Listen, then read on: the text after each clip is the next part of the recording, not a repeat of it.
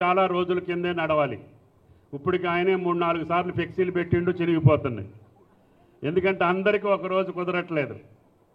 ఎవరి కార్యక్రమాలు వాళ్ళకు ఉండటం మూలాన ఆలస్యమైంది. అయినా చల్లబూట ఇందాక పెద్దలు చెప్పినట్లుగా తొలకరి ఈ సంవత్సరం 15 రోజుల ముందుగానే పలకరించింది. ఇది రైతు శుభసూచకం. 70 సంవత్సరాల కాలంలో ఎప్పుడు కూడా మే నెలలో ఇంత వర్షాలు కురిసినటువంటి సందర్భం లేదు. కాబట్టి రైతుకు మంచి రోజులు వస్తున్నాయి. రేవంత్ రెడ్డి గారి నాయకత్వంలో చేతనైనంత, భగవంతుడి శక్తి ఇచ్చినంత, ఒకవేళ శక్తి ఇవ్వకపోయినా కూడగట్టుకొని ఆయన కష్టపడి రైతాంగాల యొక్క సమస్యలే ప్రధాన సమస్యలుగా ఆయన ప్రభుత్వ కాలంలో రైతుని ఇబ్బంది లేకుండా చూడాలని చెప్పి ఆయన ప్రయత్నం జరుగుతుంది.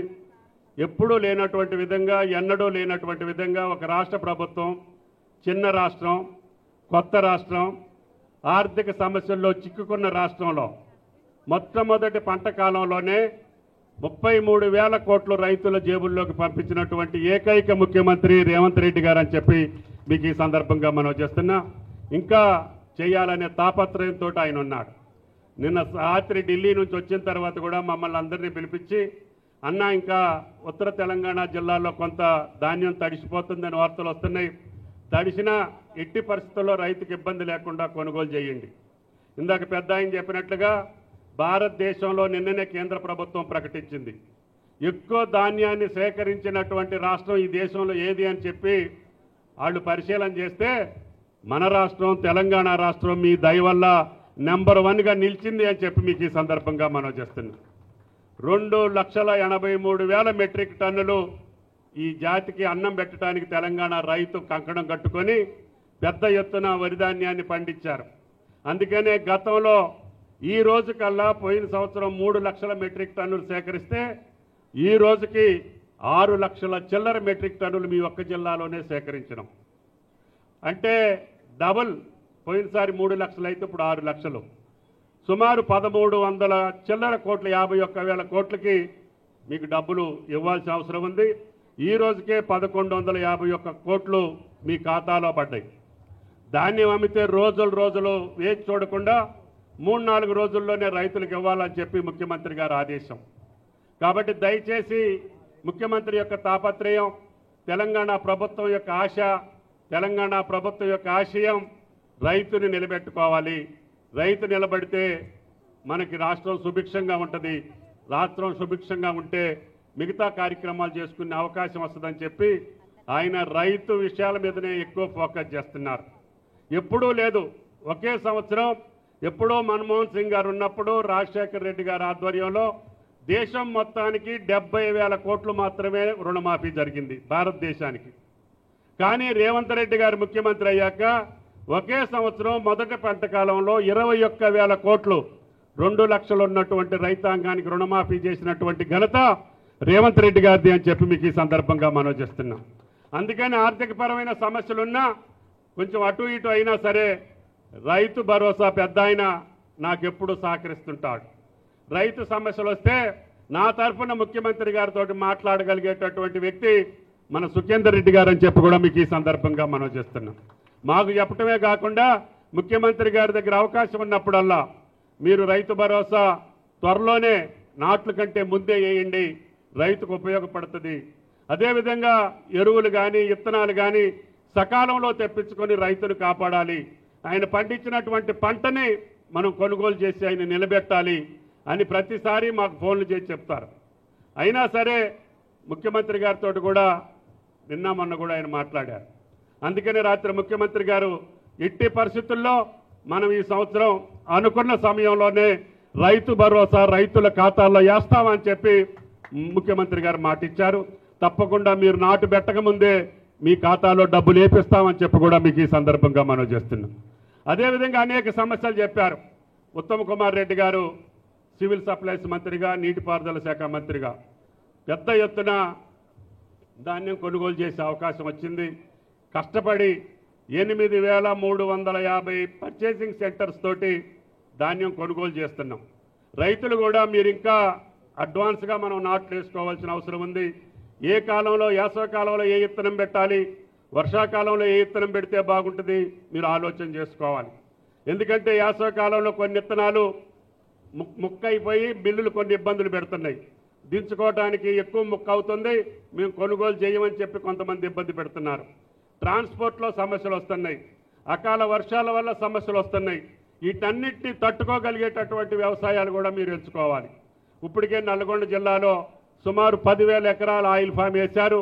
అతి త్వరలోనే మీ జిల్లాలో కూడా ఆయిల్ ఫామ్ ఫ్యాక్టరీ నిర్మాణం చేపిస్తామని చెప్పి కూడా మీకు ఈ సందర్భంగా మనం చేస్తున్నాం. ఇటువంటి అకాల వర్షాలకు కానీ అదేవిధంగా కీటకాలకు కానీ రోగాలకు కానీ దూరంగా ఉండే పంట, నెలకి 2 సార్లు మీ ఖాతాలోకి డబ్బులు వచ్చే పంట ఆయిల్ ఫామ్. సుఖేందర్ రెడ్డి గారు కూడా వేశారు, మేము కూడా వేస్తున్నాడు. కానీ కాబట్టి ప్రజాప్రతినిధులు వేస్తే రైతులకు ధైర్యం వస్తుంది.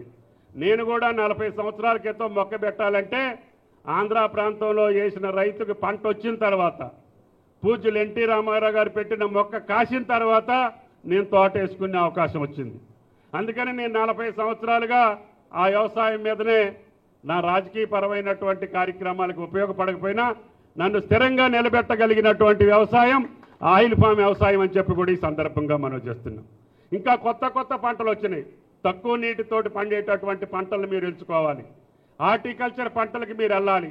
మెకడమీ అని చెప్పి పక్కన కర్ణాటక రాష్ట్రం వాళ్ళు పండిస్తున్నారు. అది కిలో 4,000 రూపాయలు. ఇప్పుడు హైదరాబాద్లో ఉన్నోళ్ళు కొనుక్కొని తింటున్నారు. కేజీ 4,000 అంట. అది మన దగ్గర బ్రహ్మాండంగా పండే అవకాశం ఉంది. జాజి, అది కూడా విపరీతమైనటువంటి డిమాండ్ ఉంది. అదేవిధంగా ఒక్క, దానికి కూడా నీళ్ళు అవసరం లేదు, 100 సంవత్సరాలు ఆ పంట ఉంటుంది. పామ్ ఆయిల్ 40 సంవత్సరాలు ఉంటుంది. నా మొదటి తోట వేసి ఇప్పుడు 40 సంవత్సరాలు. కాబట్టి రైతులు ఎవరూ కూడా ఆలోచన చేయకుండా కొత్త పంటల ఆవిష్కరణ చేయాలి. వరి నుంచి కూడా మనం కొంచెం పక్కకు తప్పుకోవాలి. ఈ వరికి చూశారు మీరు ఎన్ని కష్టాలు వచ్చినాయో, ఎన్ని ఇబ్బందులు వస్తున్నాయో.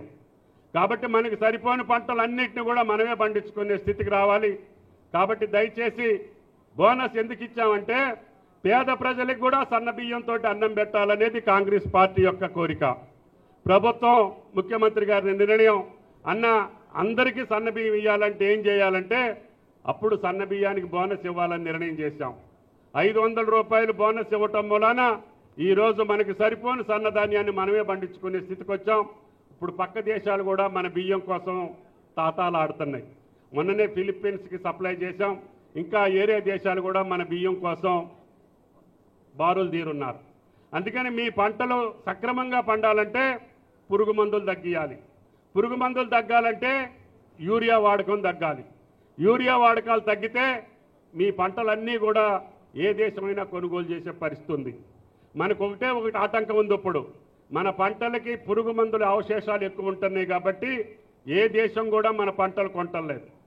మిర్చి కానీ ఏ యొక్క వరికి కూడా వాళ్ళు టెస్ట్ చేసుకొని అవి తక్కువ ఉంటేనే మన పంటను కొనుగోలు చేసే పరిస్థితి ఉన్నారు.